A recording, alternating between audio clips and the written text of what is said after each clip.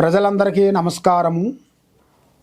ఓం పరబ్రహ్మ పరమాత్మన మహాజగత్తుత్తే సతీ ఫలయా బ్రహ్మ హరే హరాయ త్రిగుణాత్మే సర్గోతి అమి దర్శ దత్తాత్రేయ నమసంతిని సిద్ధి కురు కురు కురు కురు కురు కురు స్వహ కుర్రో కుర్రు కొండదేవత అమ్మ పలుకు జగతమ్మ పలుకు సమ్మక్క పలుకు సారలమ్మ పలుకు వనదేవత పలుకు జాయ్ కొండదేవత. ప్రజలందరికీ నమస్కారము. ఈ 2025 ఈ ఫిబ్రవరి నెల ఫలితాలు, మాస ఫలితాలు ఎలా ఉన్నాయా అనేది మనం 12 రాసుల గురించి మనం చెప్పబోతున్నాము.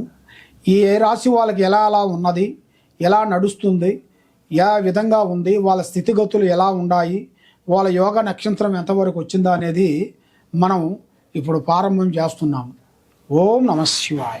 ప్రజలందరికీ నమస్కారము.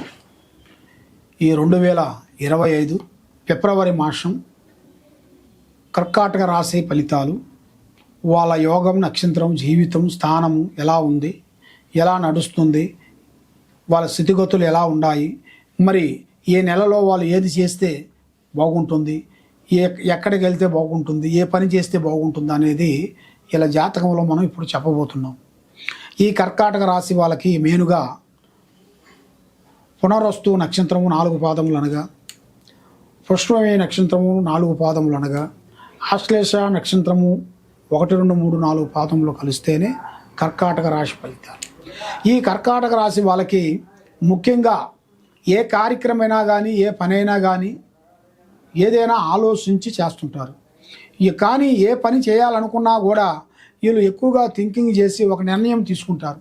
ఆ నిర్ణయంలోనే నిలబడాలి. కానీ ఆ నిర్ణయం కాకోకుండా మళ్ళీ ఏరేవాడు అది చెప్పారు, లేదా ఇంట్లో వాళ్ళు ఇది చెప్పారు, వాళ్ళు ఇంకొకరు మనకు కలిసి అది చెప్పారని మీరు కన్ఫ్యూజ్ అయ్యి మీరు ఒకటి చేయాల్సిన ఒకటి చేసి మీ జీవితాలని ఇబ్బంది చేసుకోవద్దండి.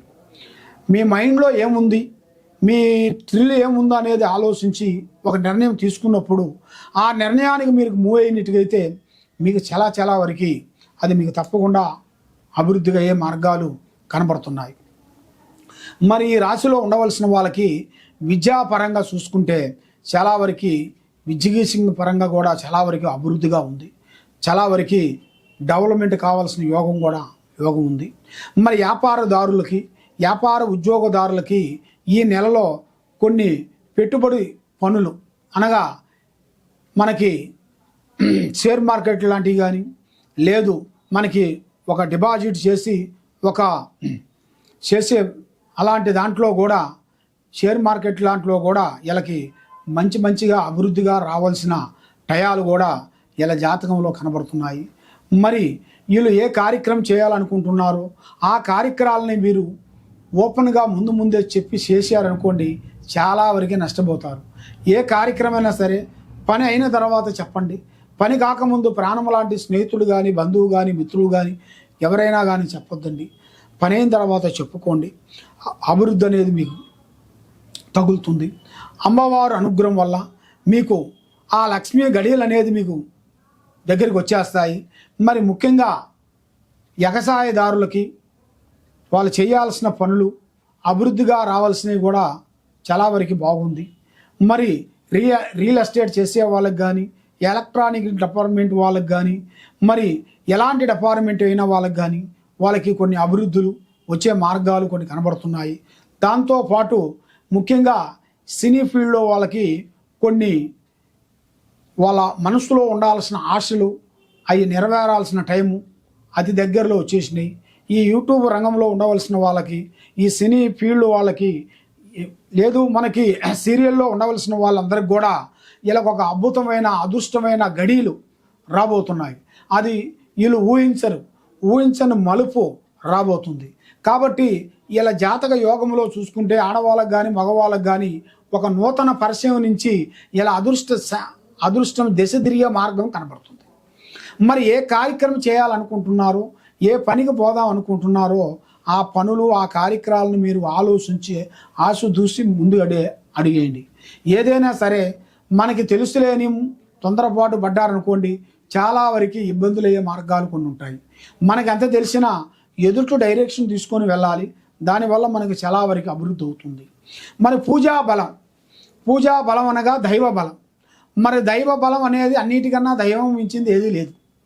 మనకి మెయిన్గా ఆ దైవ అనుగ్రహం అనేది ఉండాలి అంటే, ముఖ్యంగా ఆ లక్ష్మి మీకు కటాక్షించాలంటే లక్ష్మీ దేవత మీరు పూజా బలం మీరు చేయాలి. మరి మీరు అగ్నిలో నవధాన్యములు అగ్నిలో వేసేయాలి. ఎందుకంటే హోమగుండాలలో మనకు దేవుడు గుడికి వెళ్ళినప్పుడు మనం చేతుకుంట కొన్ని తీసుకొని వెళ్ళేసి అక్కడ మనం తిరిగి ఆ వస్తువులన్నీ దాంట్లో వేసేయాలి, ఆ అగ్నిలో వేసేయాలి. వేసేసి నమస్కారం పెట్టుకొని అట్లా మంగళవారం రోజే చేయాలి, ఎనీ టైం చేయకూడదు. అది మంగళ 9 రోజులు 9 వారములు చేసినట్టుగా అయితే మీకు తప్పకుండా అభివృద్ధి అనేది పొందుతుంది, మనశ్శాంతి కలుగుతుంది. చేసే కార్యక్రమం విజయవంతం అనేది మార్గాలు కొన్ని కనబడుతున్నాయి. మరి ఏ కార్యక్రమం చేసినా, ఏ పని చేసినా ఏదో ఒక సమస్య మీకు ఎంటాడే మార్గాలు కొన్ని కనబడుతున్నాయి.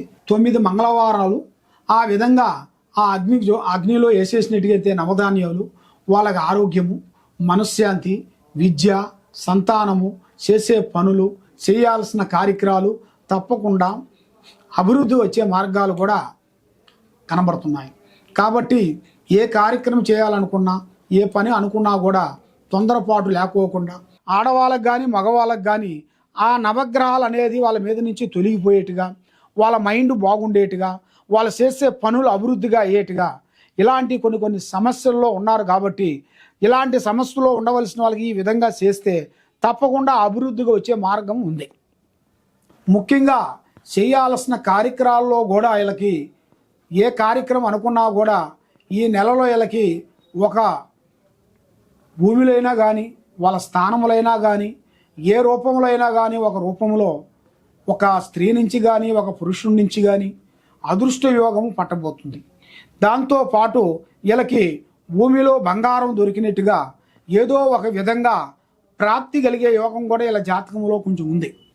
మరి మీరు ఎక్కడెక్కడో జ్యోతిష్యం చెప్పించుకొని నిరాశ చెంది ఉన్నారు. కాబట్టి మీరు ఇక్కడ మా దగ్గరికి మీరు ఈ కింద ఉండాల్సిన నెంబర్కి మమ్మల్ని సంప్రదించినట్టుగైతే మీ పేరుని బట్టి, మీ సమయాన్ని బట్టి, మీ ఇంట్లో ఏముంది, మీ ఒంట్లో ఏముంది, మీ ఆఫీసులో ఏమేమి జరుగుతుంది అనేది మీ జాతక చక్రం వేసేసి మీ గురించి ఏ సమస్య ఉన్నా కూడా మేము చెప్పగలుగుతాము. మీకు ఏ డౌట్ ఉన్నా కూడా కింద ఉండాల్సిన నెంబర్కి సంప్రదించినట్టుగైతే మీకు ఏ సమస్య ఉన్నా కూడా చెప్పగలుగుతాము.